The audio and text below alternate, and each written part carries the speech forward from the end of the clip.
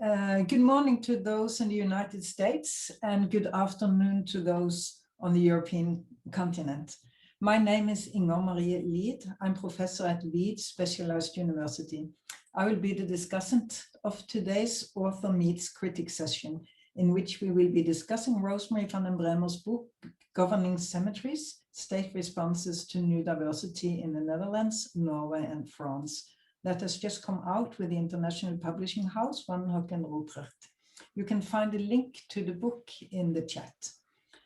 Rosemarie is a postdoctoral fellow in my department, and I'm happy to assist her today in this book discussion. My role today is one of facilitation and time management. The general structure of the discussion today is as follows. Each critic will have 10 minutes to respond to Rosemarie's book and raise a question or make some comments.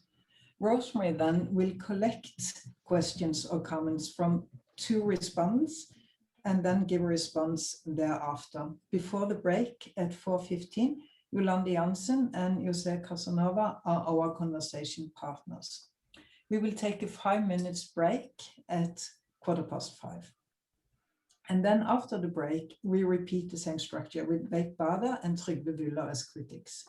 In the last 20 minutes of our session, the discussion is open, and maybe it's possible to answer some questions of the audience as well, or we can have a discussion among the panelists. Before Rosemarie introduces her critics, let me give the word shortly to Bård, Maeland, rector of Veit Specialized University, who would like to say a few words in the opening.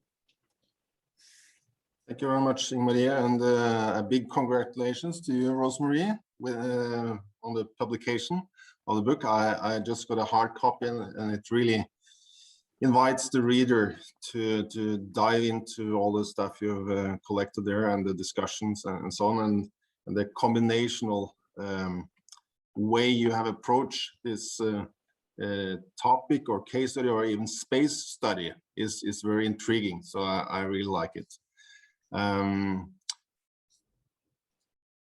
I guess after having heard this session or read the book, I guess with every one of us, when we walk into a nice or not so nice cemetery next time, we'll ask ourselves a lot of questions.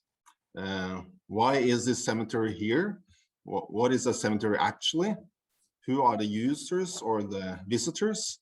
Who owns the cemetery? Who pays the wages of the gardeners or cemetery workers?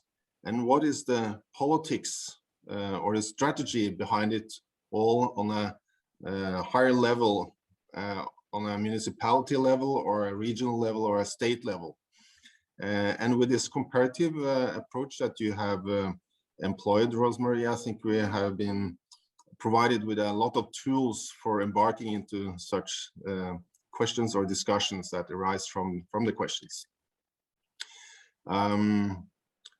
I think it's highly needed, this kind of study, because it is not that much written about this space or the case of cemeteries and burial needs and death needs. It has been a long-standing tradition in at least Western philosophy to ask individualistic questions about how we face death, what facing death means, or whether death is somehow the provider of meaning or provider of meaninglessness. That is a long-standing and very deep discussion that has been going on for a long time. But this physical and situational and empiric situation of entering a cemetery and what we do there has not been that much written about and reflected upon. So it's really a need that you have covered with your study. I do hope that your combined approach of connection to empirical situations, the fact and the space of cemeteries, combined with rather high altitude perspectives from legal or political or other structural aspects, can be combined as we continue this discussions on various levels in our societies, be it in religious circles or non-religious circles or political circles or whatever. So again, congratulations on the publication, and I'm very much looking forward to the discussion that will take part now. Thank you.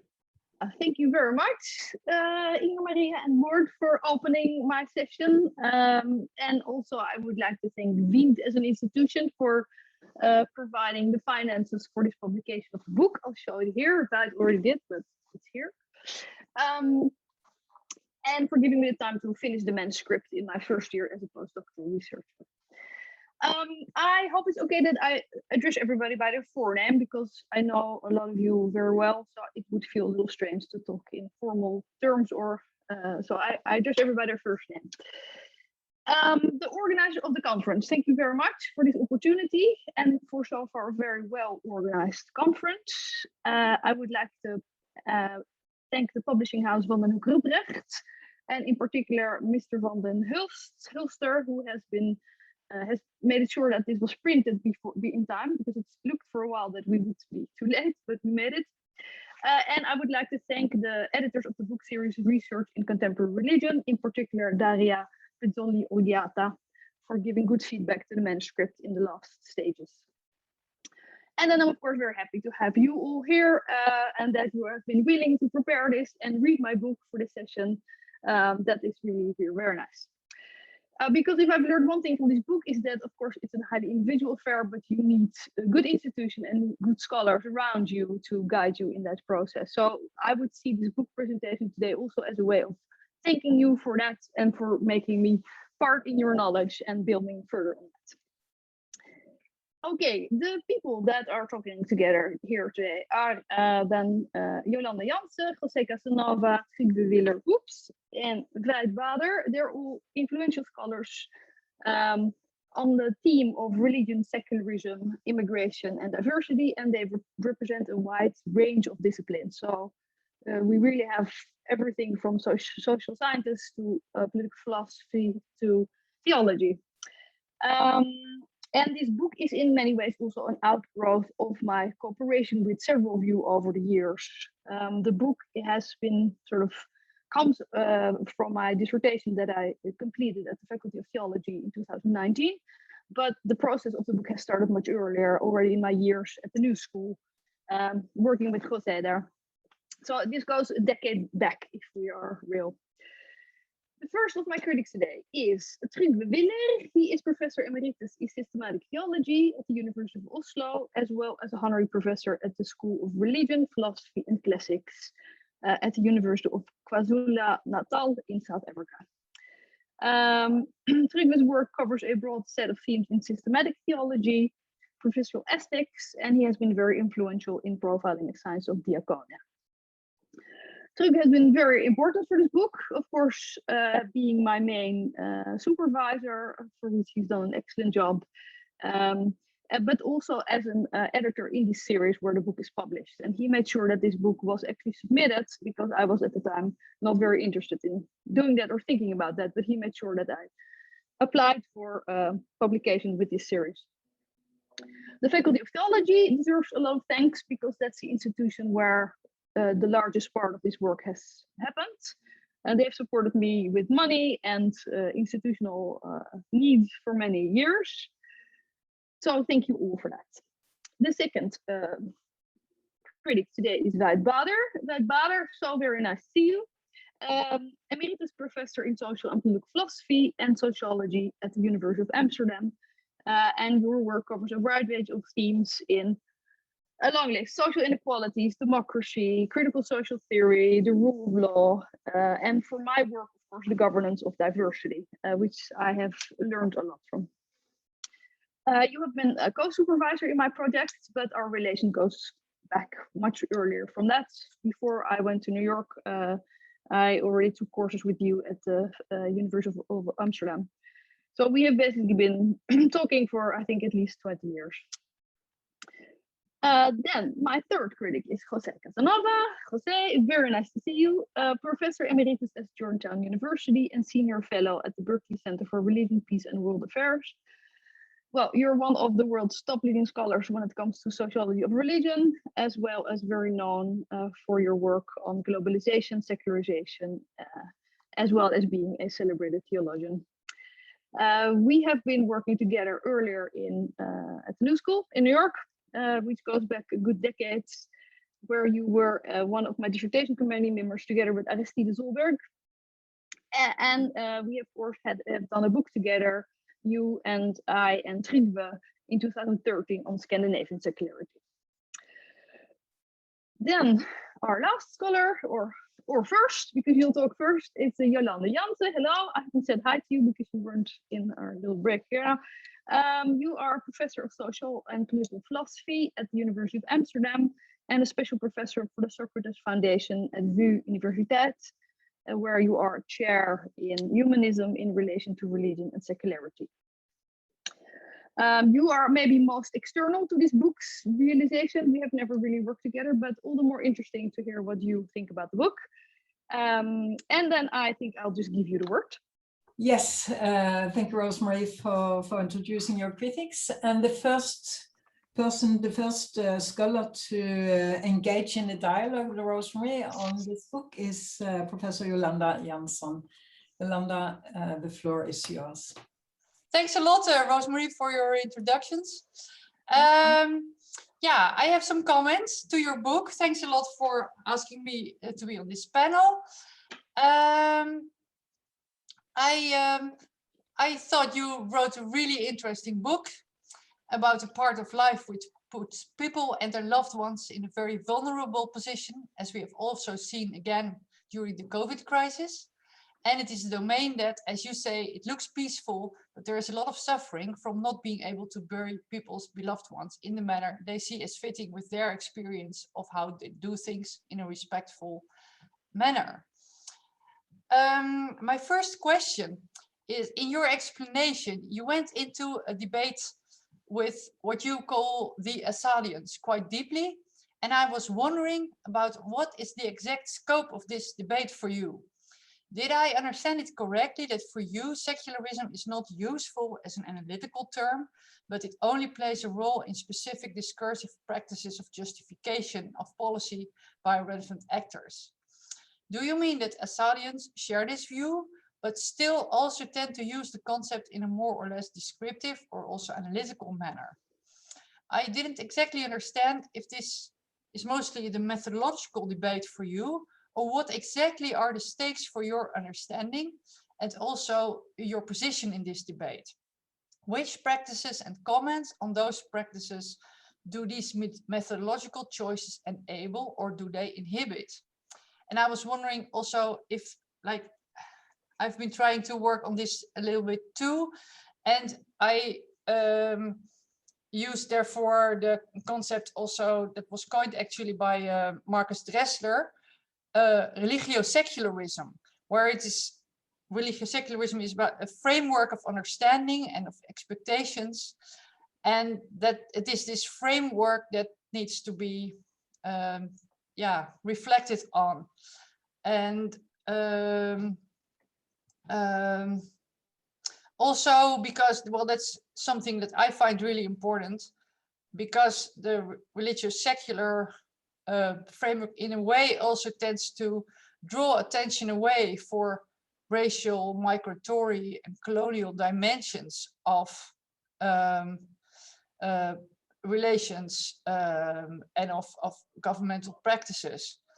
And now you mentioned migration to France from the early 19th century, but you also talk about the new diversity. And you don't talk so much about colonial backgrounds and the racial position of migrants, especially those of Muslim and Arab backgrounds in the French context. And I was wondering, how you think of like your methodological critique of focusing on secularism while still also critiquing the use of the concept in an analytical manner, whether you could bring this one step further by questioning that whole framework in a way without, of course, also not taking seriously enough the religious dimensions of what people want for their loved ones. So a question for me would be like, if you went more into those like historical hierarchical dimensions, could you then still that French Muslims are like Norwegian humanists? And aren't you then remaining a little bit too much within religious secularism too? So that's the first question. And then a second one, yeah, I was wondering about your research goal. Is your ultimate goal to understand better how states govern? Or is it as well to give a background for reflection on what would be minimally just for people with their burial options? Can you say more about the view that through all your study of how people reason about cemeteries and their organization, how what has become your own view of what are the really important things that should be minimally organized? And a last question I had, is like I still have two remarks rather. Like, can you say something? We already had some conversation about that in our email exchange. Could you say something about how you encountered people's thoughts about burial for people without passports? And I was also wondering, can you say something about how did you keep track of how things are changing, have been changing in Corona times, when people could hardly be repatriated, and it has maybe increased tensions also. Yeah, so what is the future of your perspective there? And the last one is, you said yourself, like, what strikes me always is the force of the logique du terrain.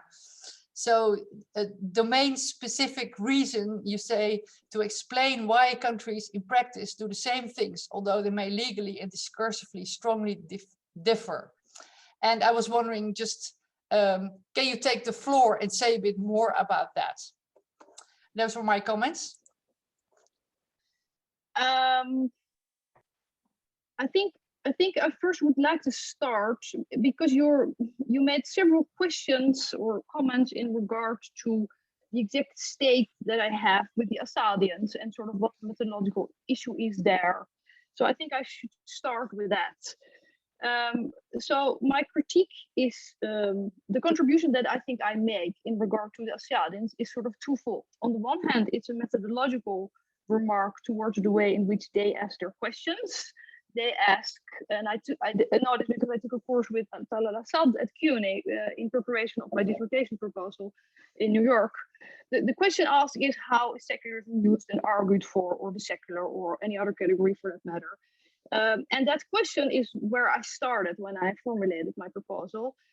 And when I went to France, that was a question that was very easily answered, because when you ask a bureau agent in France, well, how does secularism affect your work, you get a very rich story about how they see this enabling or disabling certain things, namely, according to like ideology, the cemetery should remain open to all, you should not have visible divisions, and most importantly, the mayor, who is sort of the responsible bureau agent, he should not take religious affiliation or the lack of in account in his functioning. In other words, there's a neutral role assigned to the public administrator, and he's not allowed to say, okay, you're a Muslim, I'm going to put you in this section.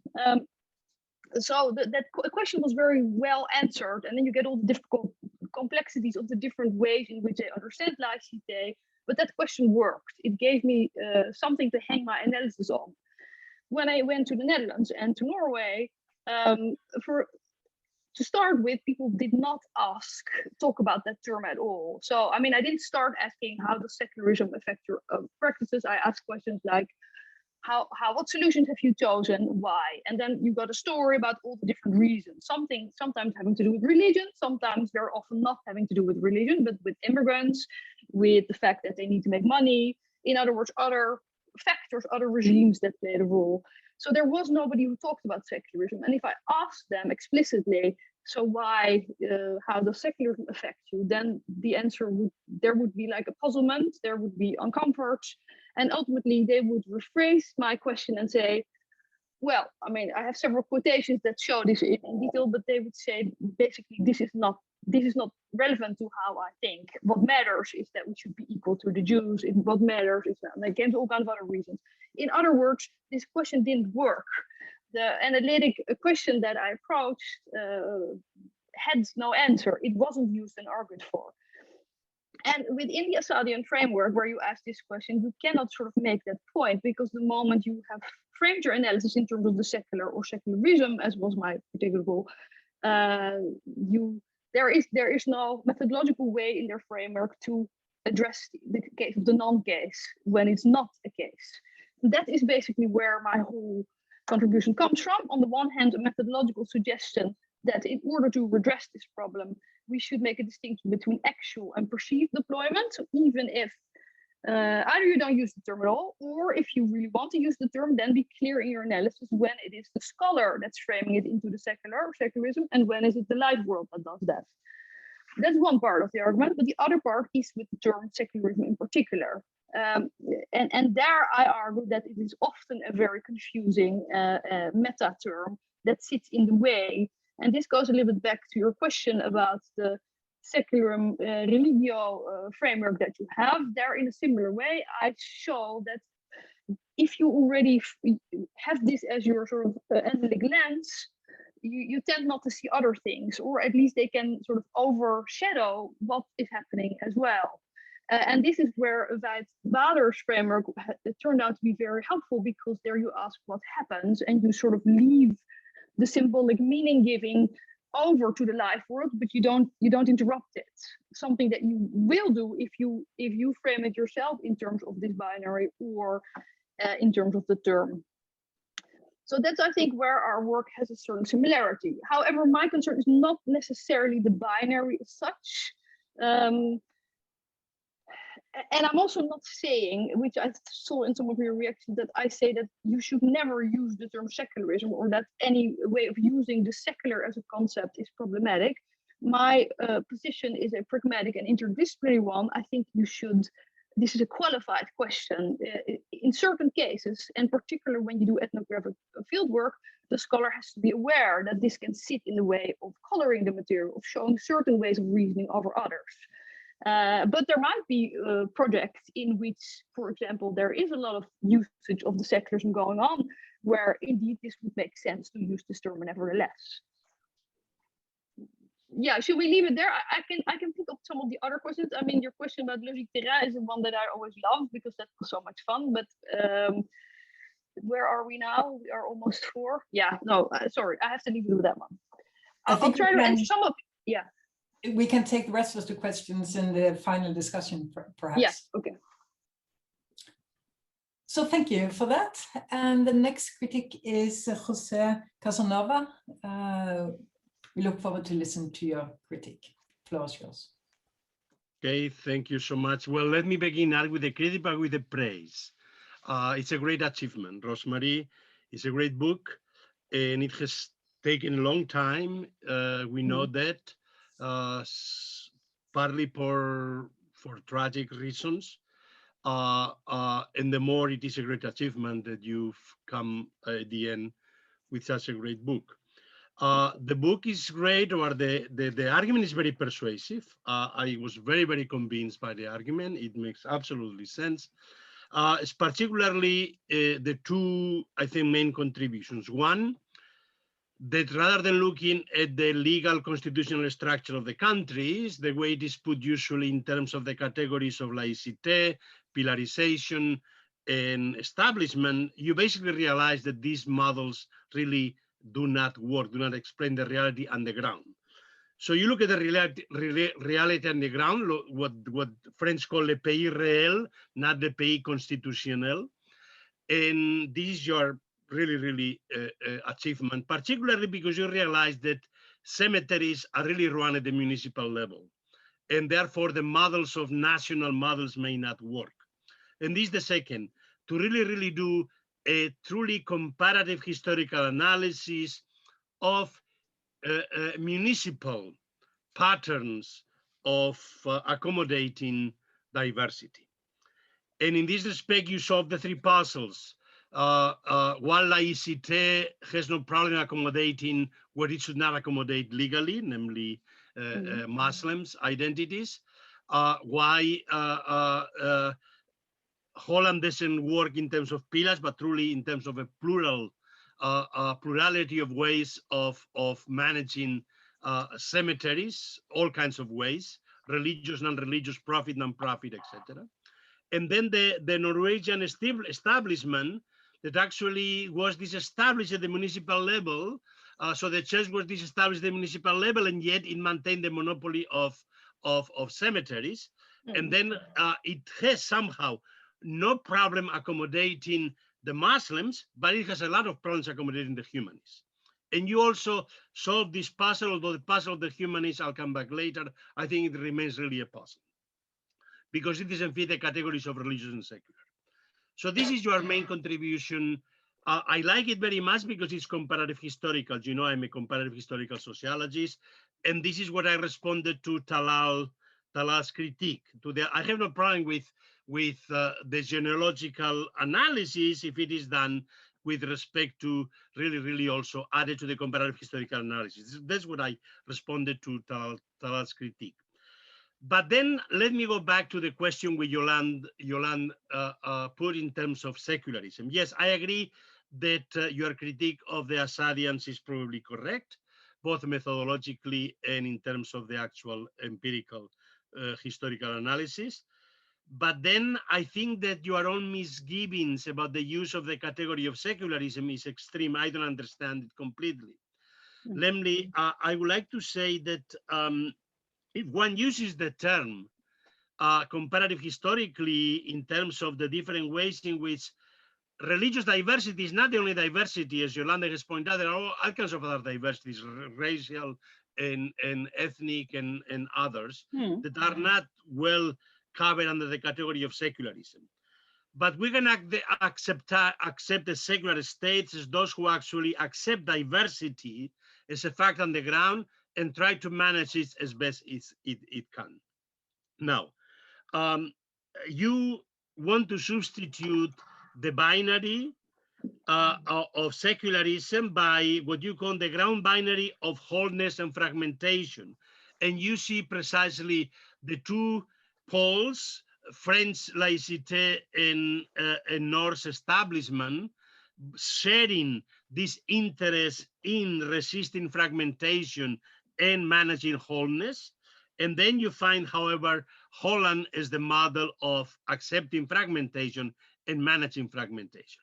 Actually, this binary corresponds to what I think are the two main types of secular states, with all differences. Namely, those states which accept diversity and wants to manage it as fair as possible for all the groups without privileging any and without discriminating against any.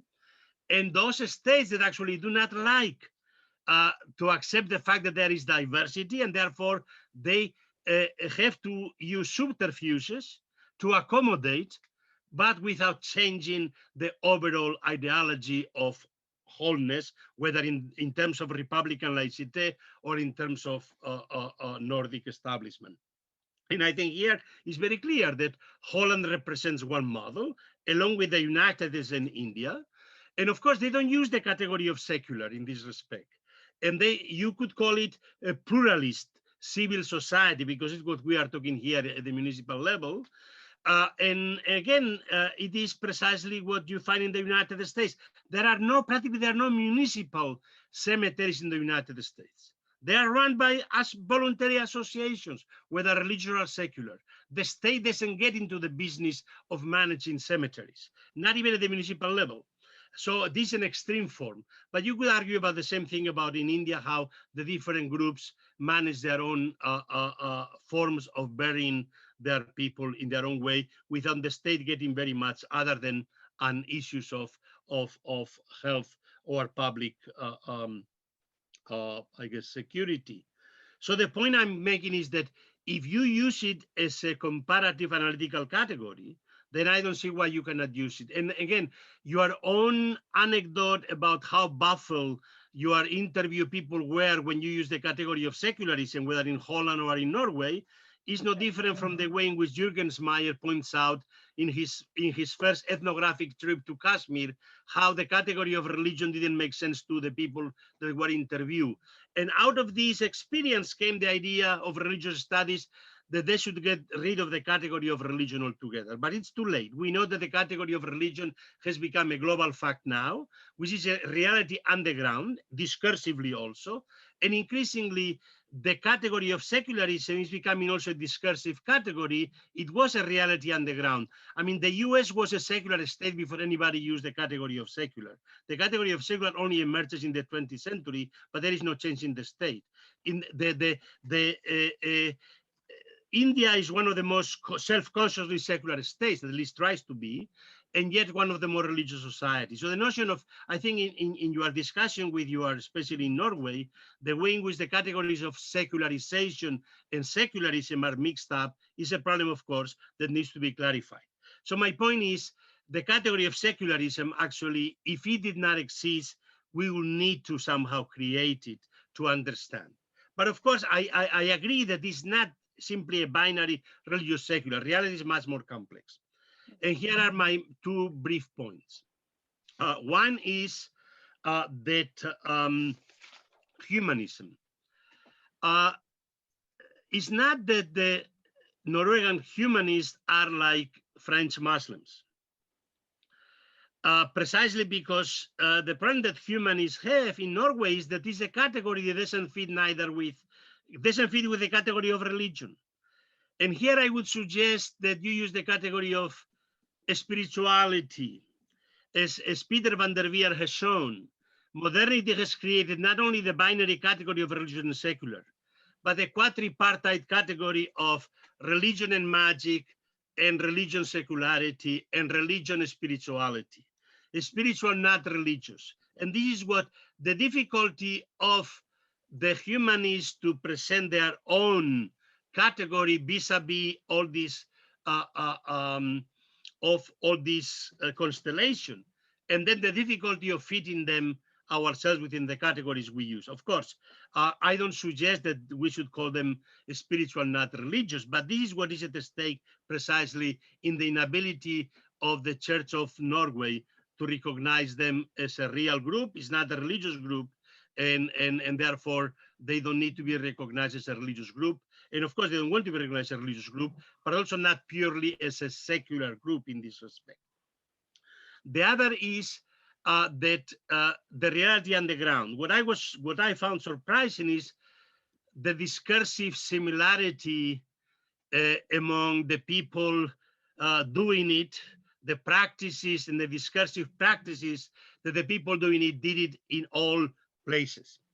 And I'm not going to speak for convergence at the national level. There is no national convergence. There is no globalization that eliminates national differences.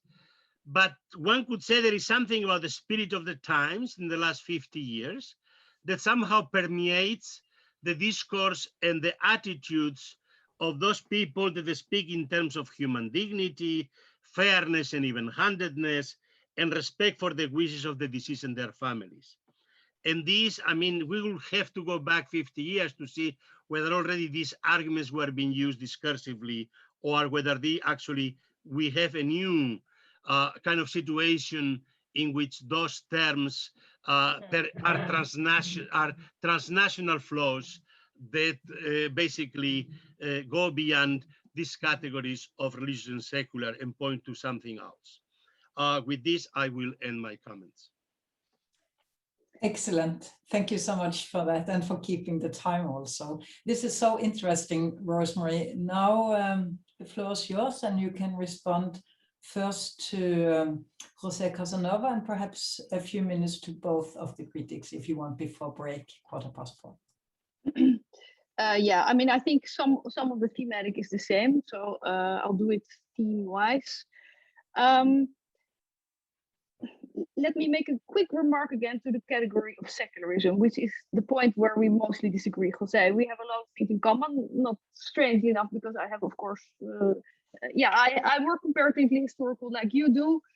And I also agree with the way you say that in the new global world, ideally, the way in which cemeteries should be governed is by leaving this to the groups in society themselves, instead of having either a municipal monopoly or having a Lutheran monopoly over the administration of these graveyards.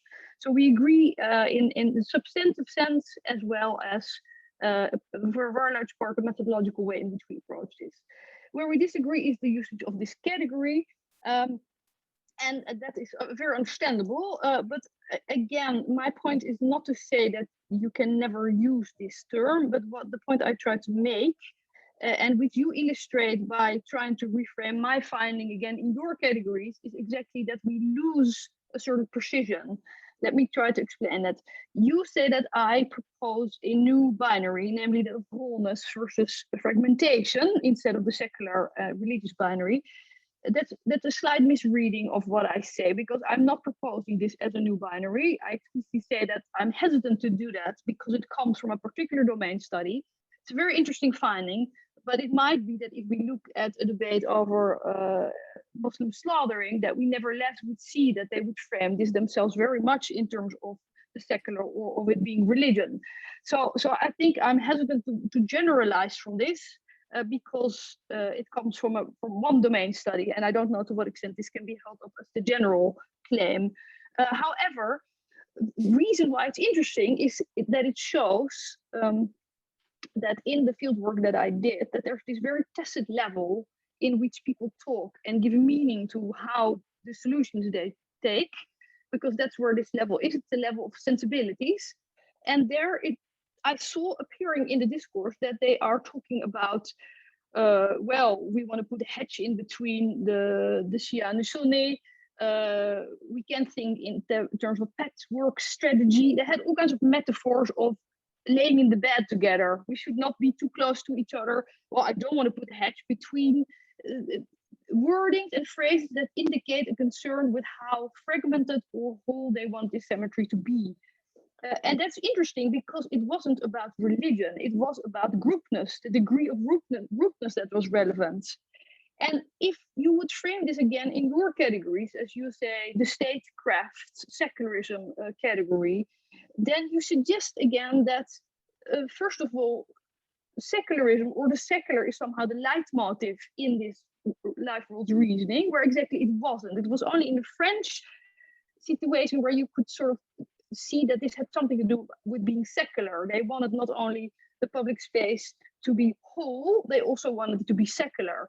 But that's only in that context that mattered. In the other context, it was not about it being secular or even about religion. It was about how much groupness can we allow. So it suggests another theme. And exactly because of that reason, and this goes back again to Yolanda's point, by then framing it nevertheless in terms of a typology about secularism, you suggest that the leitmotif is secularism or minimally religion. And in this case, this finding was none of that. It was about groupness, which is something different than religion or secularism.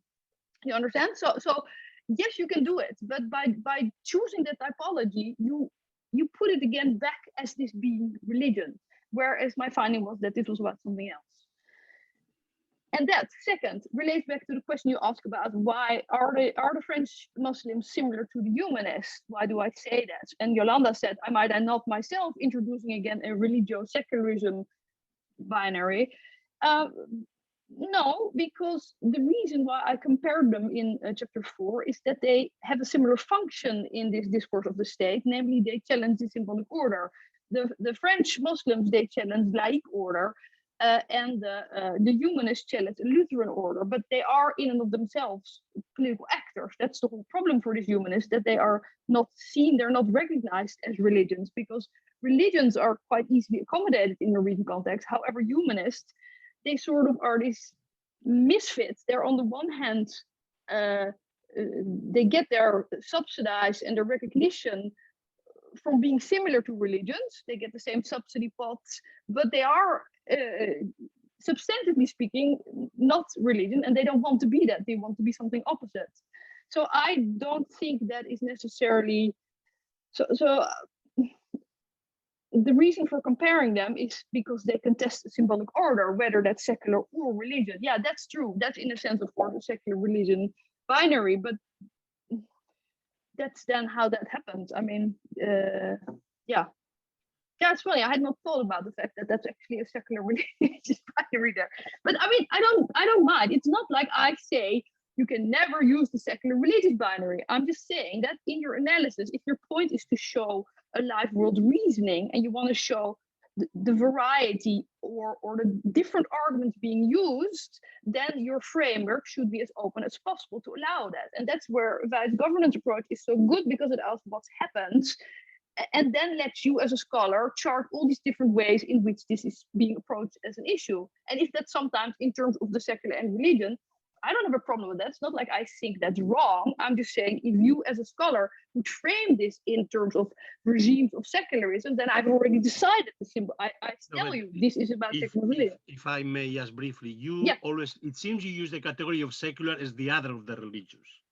The category of secular state is not a category of the other of the religious, but is the one category of a form of governance that precisely accommodates religious and non-religious diversities. So this is the category of secular here. It's not a category that is not a religious state, but it tends to be a neutral state. And this is the way in which I use the category of secular state. This is what secularism means, the way also, let's say, Rajiv Bhargava uses it. It's not the other of the religious. You still use it in the theological sense. The secular is the other of the religious, but this is not what secular state means here. But anyhow, we can leave this. We can leave this out. I just wanted to, at a certain point, you said, like the comparison with the humanists and the French Muslims. And my question there was really like, oh, you said they both challenge the symbolic order.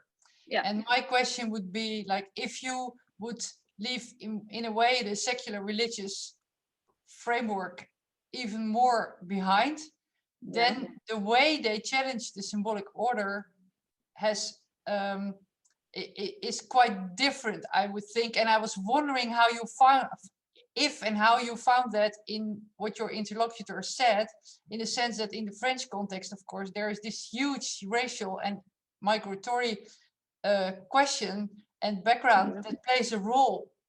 And so they challenge the symbolic order in a way that you cannot grasp if you look at it from a religious secular point of view. But so that's why I was wondering, like, what exactly do you do when you say that they are like each other? Because there's this racial hierarchical challenge, which is so important in the French context. So that's what I try to address. I don't see why I cannot say that they have a similar rule in that political debate over how the cemeteries should be governed. Oh, sure. So I don't see why I could not say that they have a similar political role, and why I would have to go into a larger racial or immigrational context. I mean, of course, the reason why, and that goes a little back to the question to what extent they're both new forms of diversity. That's maybe where that question has a place. The one is, of course, with the one you come into a colonial history and a migratory pattern, as a result of which this issue for Muslims comes up. And in the case of the Muslims or the humanists, this has something to do with changes internal to Norwegian society, that there is an increasing group of citizens that does not belong to the state church, or what was the state church. And that becomes more sort of vocal in wanting their rituals of life, not only burial, but also, for example, confirmation within a different, to drop the religious dimension of that. But I don't, Yeah, I mean, I don't see why that would discredit me comparing them to the fact that they have this certain political role, and it's not only that they have that role, they're also met in a similar reaction. So one thing that I found is that actually materially, it's much easier for these countries to accommodate newcomers. So they'll give them, you know, even if Muslims not allowed to have a Muslim section on the graveyard, you'll do that nevertheless, but they don't want to change the symbolic order. They don't want to take it to the level of changing the laws. And that's exactly how the humanists are also met. They say, well, okay, we'll offer you neutral ceremonial rooms, and we'll give you the same kind of possibilities as other religious groups get, but we're not going to change the institution that is responsible for this managerial function. In other words, it's easier to give them stuff, accommodate under the radar, and say, you know, here you got what you need, but please don't take it to the symbolic level. According to my role, I have to intervene now. Yes, thank you very much, Ingrid, for that. And say thank you so much for this exchange, and we look forward to continue the conversation after 5 minutes break. Welcome back after the short break, and we will give the floor to the third of Rosemarie's critiques, Professor Veit. Look forward to listen to you. Well, Rose, your book on governing cemeteries, this one, State Responses to the New Diversity in the Netherlands, Norway and France, is an excellent study of this highly complex subject. And for reasons of time, I read my written text, so you know it already. In my blurb to the book, I praised the way in which you deal with this complexity without drowning in it, and recommend the book as a must-read. I agree with you in nearly all regards. Hence here, I do not act as a critic, particularly also because I have done so together with Marcel fairly effectively during the whole process of research and writing. As you have extensively documented in the book by many references to my work. Instead, I make some suggestions and an invitation for further study and research. So when discussing the role of descriptive, explanatory, and normative arguments in the book, it is important to distinguish between them before discussing the different ways of combining them. In the scholarship on multiple secularisms and secularities, for instance, one can analytically distinguish the explicitly normative and descriptive explanatory, which obviously can be and are usually combined. In my own brief remarks, the focus is on normative arguments. Normative arguments are complex. They can be first foundational, philosophical. They can be articulated in explicit normative frames or narrative discourses, doctrines, ideologies. Third, they can be institutionalized in different ways in basic laws, constitutions, legislation, legal frames, rules and regulations, and as embedded normative frames in regimes of governance of religious diversity. Fourth, they can be and are used by a huge variety of different competing and cooperating actors, from philosophers, scientists, judges, politicians, administrators, representatives of societal and political groups and movements. And this is context dependent and changes over time. And lastly, they can be used explicitly or more or less implicitly and hidden. Hence we have to distinguish between what people think, what they are doing, and what they are actually doing. As you quote from my work, the gap between predominant normative models of appropriate institutions and policies and what is going on the ground is expectably huge. Now, in a descriptive and comparative perspective, your analysis of normative arguments is excellent. Covering explicit or implicit normative frames, institutions on all levels, with a particular focus on the local and communal level, actual arguments by all relevant actors and their changes.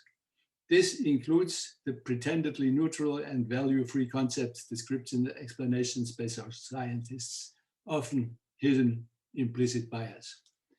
And the same is true for your attempts to explain these differences and the changes of normative arguments in all varieties. Your main task in the book is explicitly descriptive and explanatory. And this is, as I said, excellently done, resulting in a clear picture of the legal barrier regimes, state-organized religion regimes, and their historical genealogy in France, in Netherlands, and Norway, of national policy and regulations, of embedded case studies at the local level, of institutional and discursive patterns of governance. Having done all this in one book is more than enough. It can serve as a basis for asking you to make your own normative judgments a bit more explicit, either by choosing a specific case or issue or in an overall comparative evaluation of all cases and issues listed above. Why and in which regards is it better here or there, now or then? What can and should we learn? And how can we justify our explicit normative judgments? Addressing these theoretically and politically burning questions would require a separate book. But for a start, I invite you to sketch the way in which this can be done.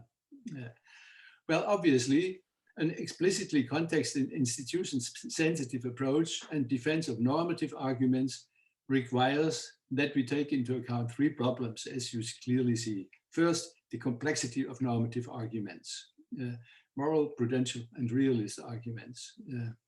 Second, the contested interpretation of principles and tensions amongst moral principles, example, liberty versus equality.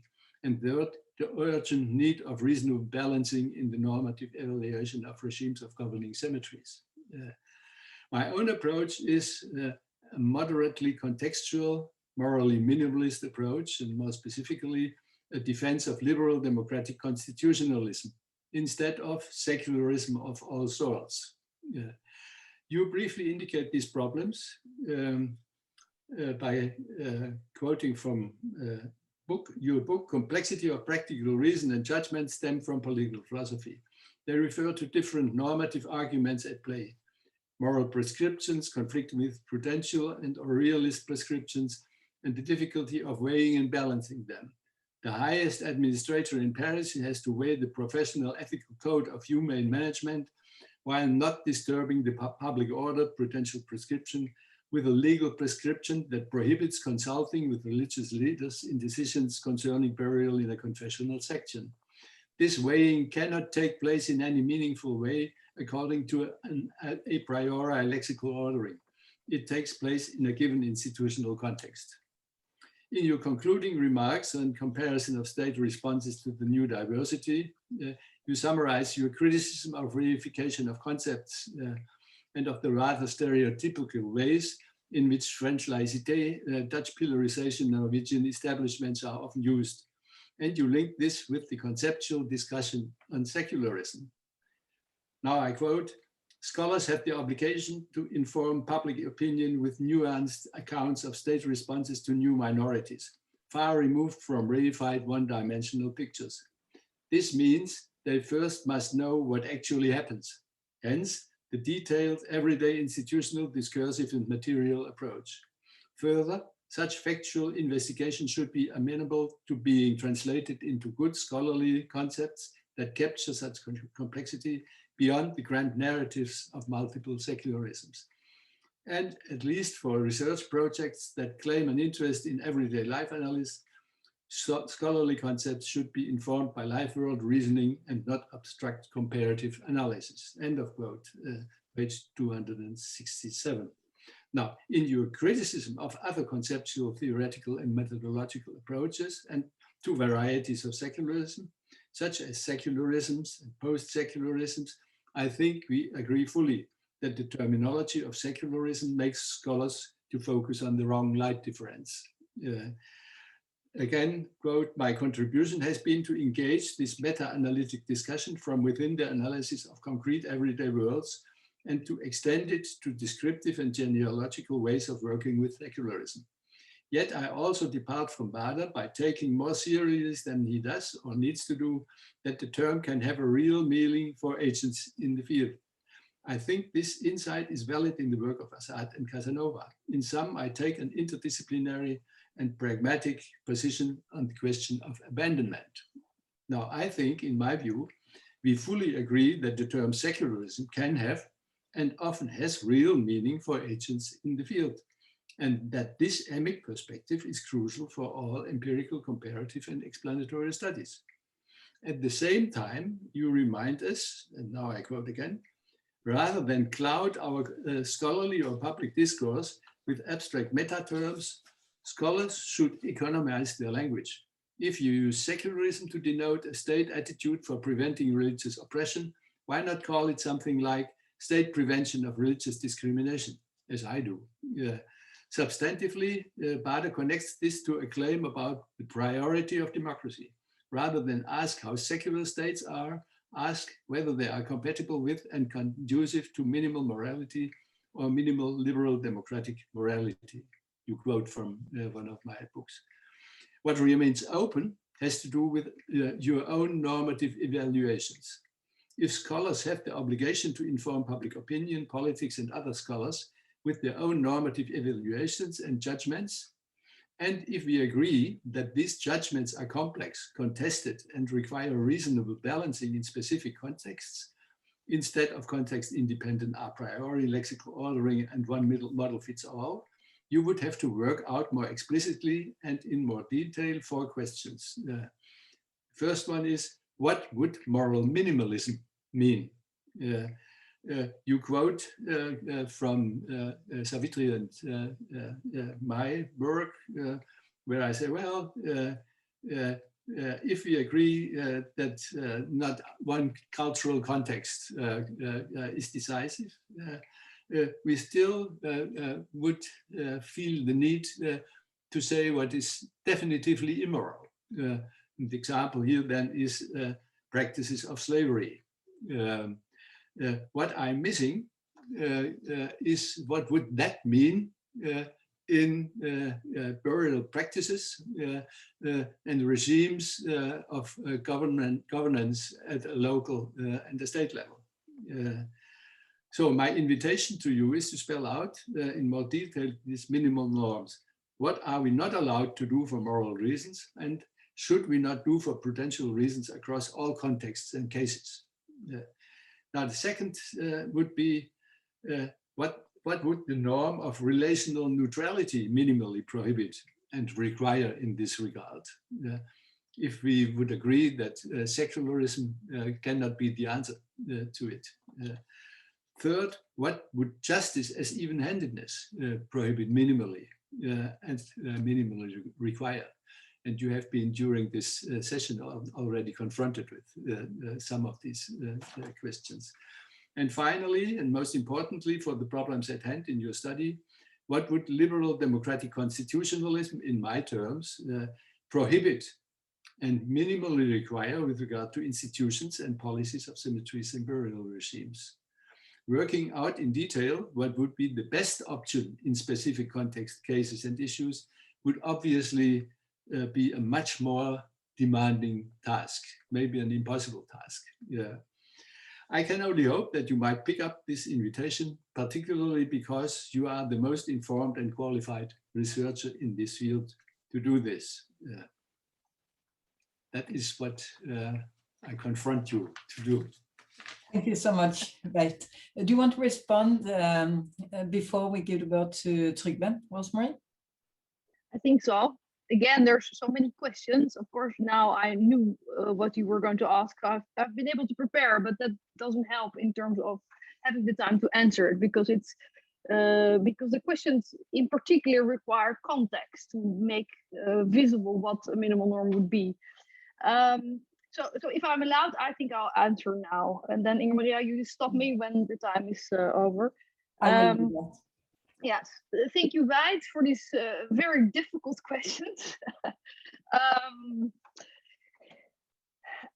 As you already mentioned, in my book, I focus on the descriptive and the partial explanations of normative reasoning at play in these countries at different societal levels. And as you say, that was sort of not for one book. I actually initially had a whole chapter drawing out, working out best practices and answering some of the questions that you raised.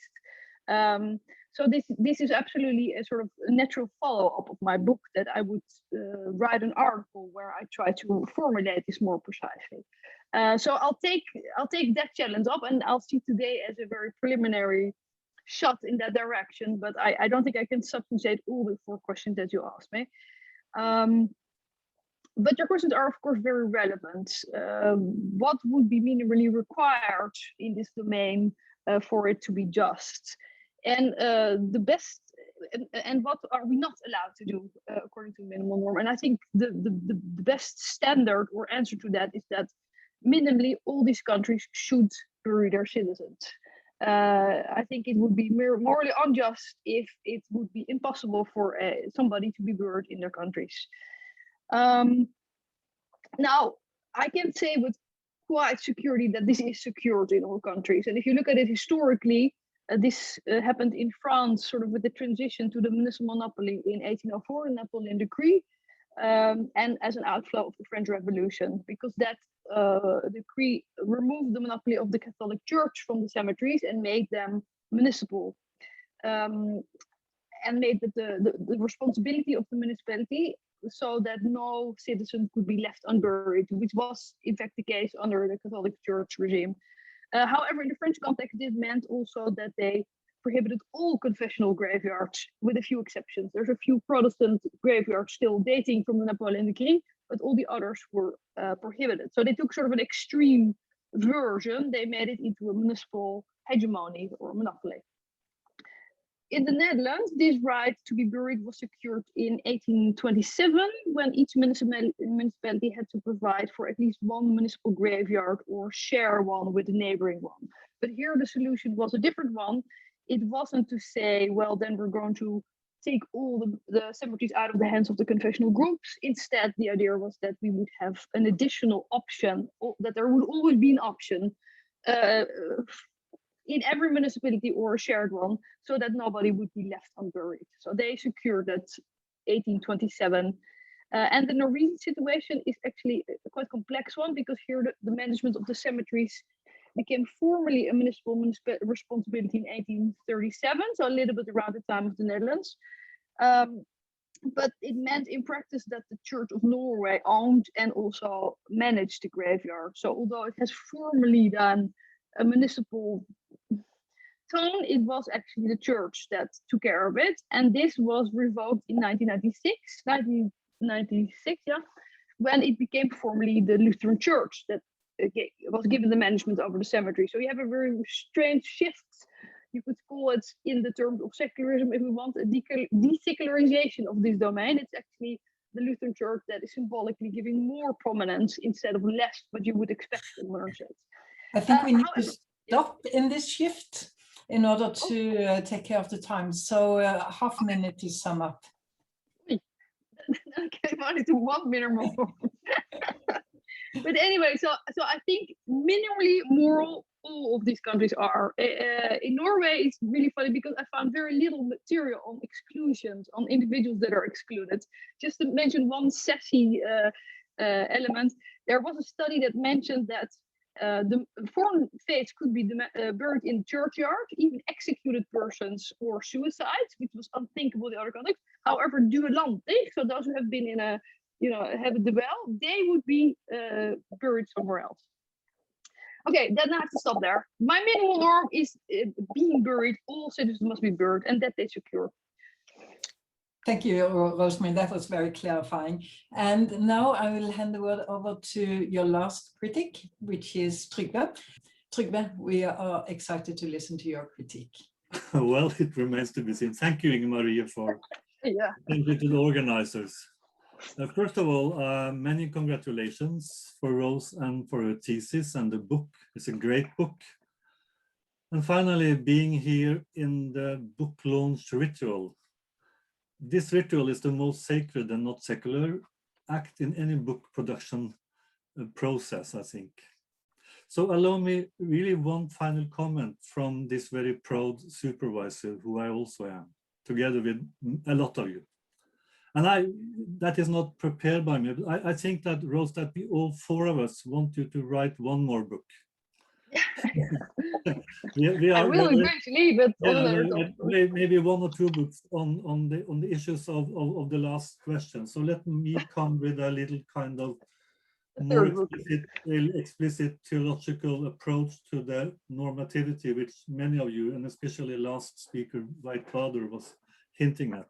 So I just have to read it to not lose my point. Rose's book is, from one perspective, a book on international discussion on secularity, especially the ones formatted by today's first panelists, José Casanova and also Talad Assad. Rose thinks that she's very courageous. She thinks they both use the secular concept without reflecting whether the concept really fits what happens among humans on the ground. The brave thesis of Rose is basically, is the secular a concept that covers something really on the ground? The provocative answer sometimes is absolutely no. Secular is sometimes fake news. I would rather say, what is fake is the binary thinking, that something is religious and something other things are secular. So maybe, that is my really point in this short paper, maybe one should rather, instead of the binary religious secular, rather talk about simple humanity, about what is human. I think that is really the contribution from Rose's book, and that might be the topic of the second and third and fourth book, maybe. Let me illustrate with 3 short narratives from 3 different cemeteries. The first narrative is not from Rose at all, but it is from the famous Cimitero Cattolico per Stranieri in Rome. This is the cemetery constructed by the Protestant elite in Rome in the 18th and beginning of 19th century. The rigid Vatican rule at that time, ruling all Rome, did not allow non-Catholics, that's everybody but Catholics, to be buried inside the city walls. Initiative from the British and others ended up with this cemetery, a few steps inside the old Roman wall.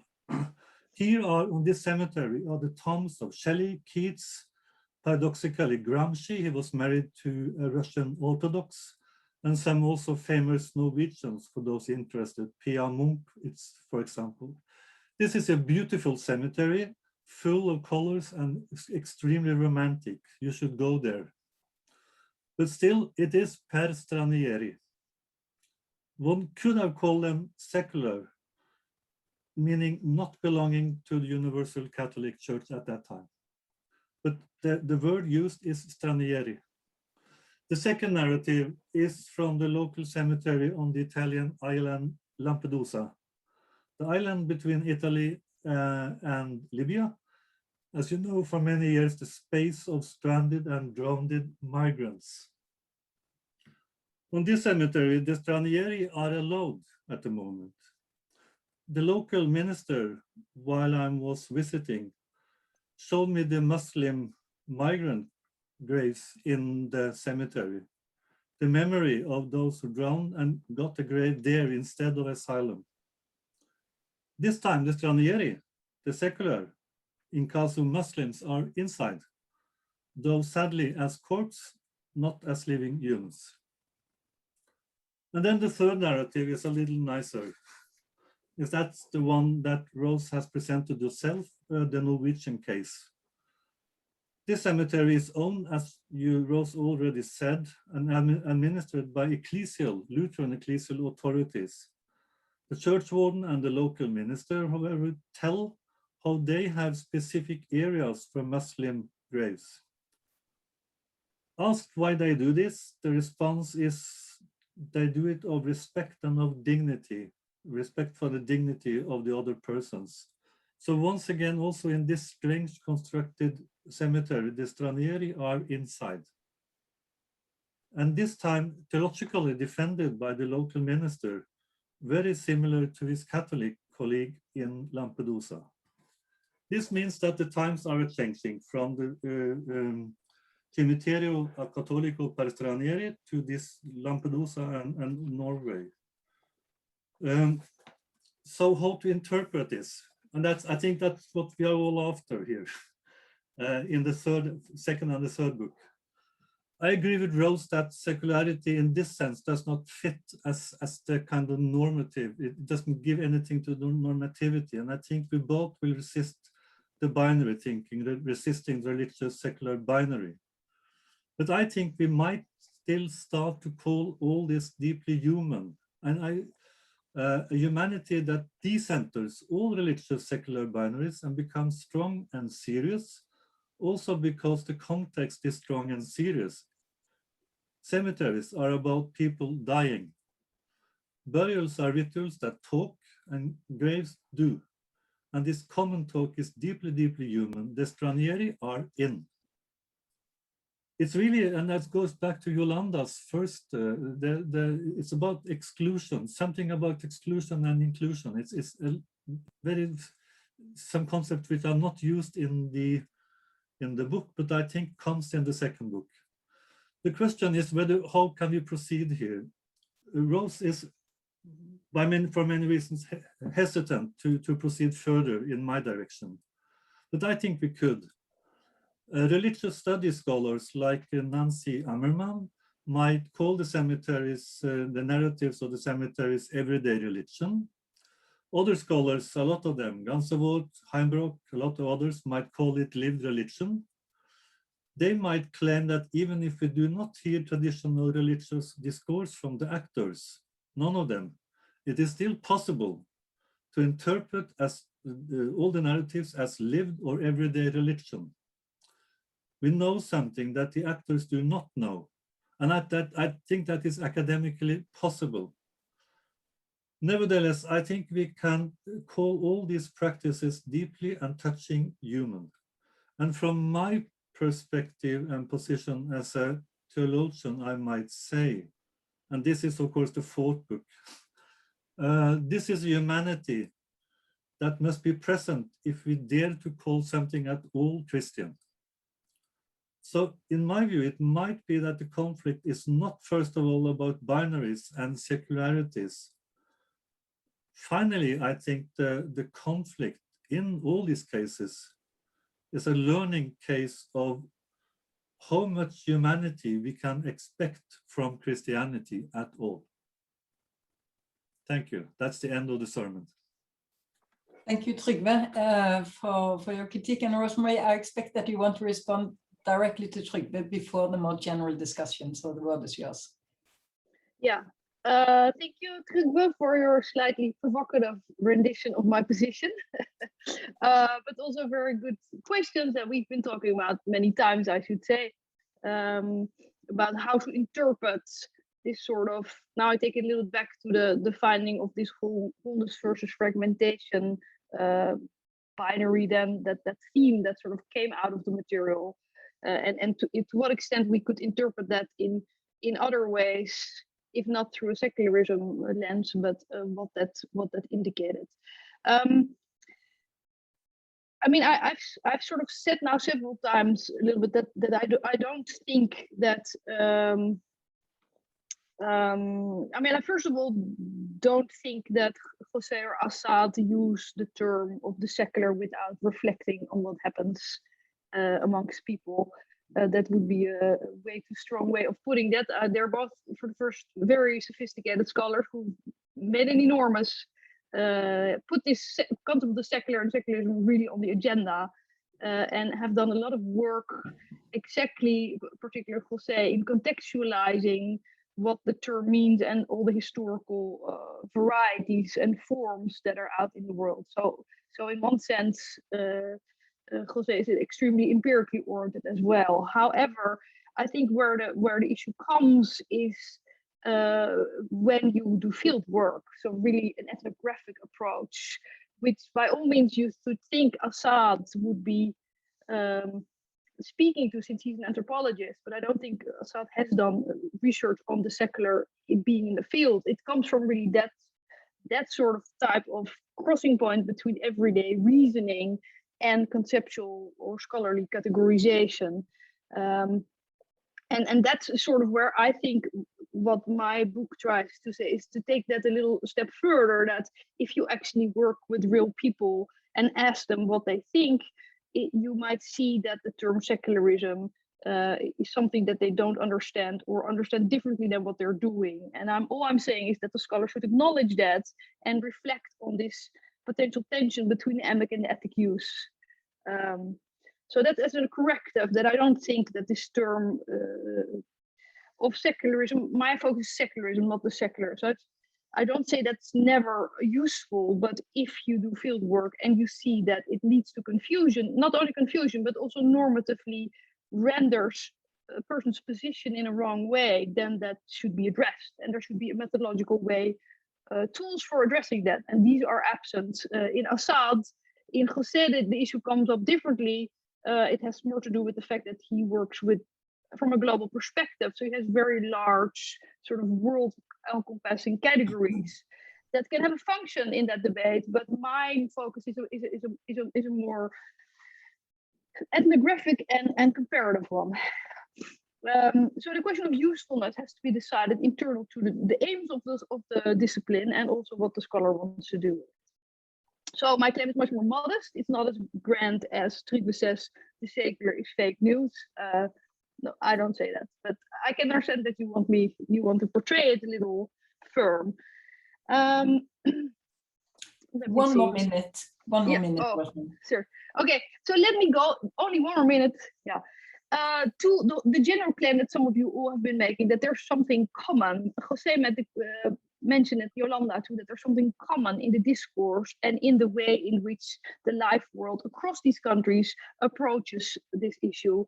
They talk in terms of respect, they talk in terms of dignity, and how to explain that, how to interpret such a finding.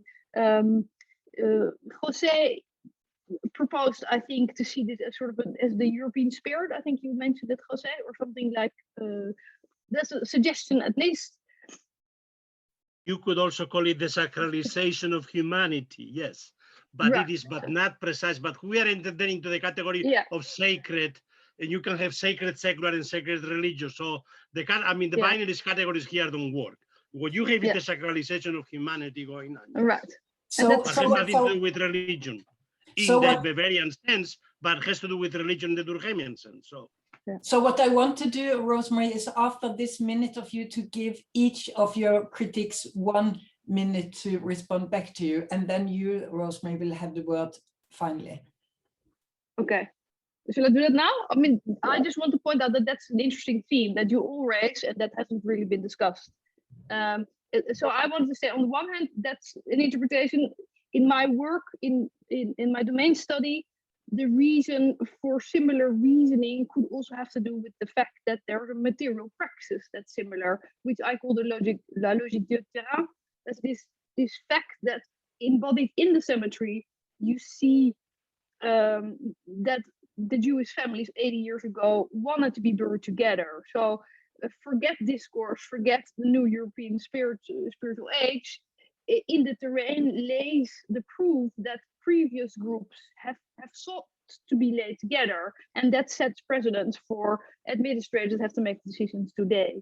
So that's a different explanation for why they might be inclined to talk about dignity and respect, simply because they see that this has already happened before. That was one suggestion for that. Then I give the floor to others. Thank you, Rosemarie. Then in order to try to have a little bit of dialogue, if any of you, Veit, José, Yolande, Trygve, want to give a short response to Rosemarie, there's time for that now. Actually, I think the basic thing to say in this 1 minute, Rosemarie, is that your excellent book has opened this very, very, very important discussion where the kind of struggle for concepts, whether it's wholeness, fragmentation, dignity, respect, what I propose, humanity, all this go in one and the same direction. And no one of us has the proper answer. But I think the reason why we ask all this is that the book is so excellent, kind of opening a new logical du terrain, which we need to reflect further on. And in my theological view, it kind of regards the issue of exclusion within the Christianity discussion. That will be my second book on this. But of course not yours, but I think it belongs to one of the deep European issues really at the moment. That's because of your excellent academic contribution. We can ask these important questions. Thank you. Yolande? I have not so much to add. Maybe just one remark, Rosemarie, at a certain point you said the right to be buried for all citizens, and I would like to press a little bit on this in the sense of for all residents and also for people drowned on the European borders. And yeah, that's maybe linked to what Trygve was talking about. Thank you. And Veit? Municipalities have a duty to bury everybody. If it's on their property, they have to. Yeah. So, yeah. Rosemarie, you can respond. Oh, yeah, sure. Yeah. Oh, I just did. That's all I tried to say. That I think this is a very interesting topic. What happens with the one with sans papier? What happens with those with no rights? But as far as I know, it's the municipal level that has the responsibility. But there might, of course, be in certain cases that the state gets that responsibility, like in terms of a tragedy or because there's so many migrants or refugees coming in. But I think the right to be buried is a very, very fundamental right that's secured. Okay then, so I would wish that we had more time, and I want to again, Rosemarie, congratulate you on this excellent and thought-provoking book. We are so proud of you at Veit Specialized University and at my department and CIPRO. So thank you so much to you, Rosemarie, and to the four critiques for this excellent academic conversation. I have enjoyed every moment of it, and I think you have too. And we look forward to further conversations in written and in meetings. Thank you all for joining us in this Author Meets Critics sessions.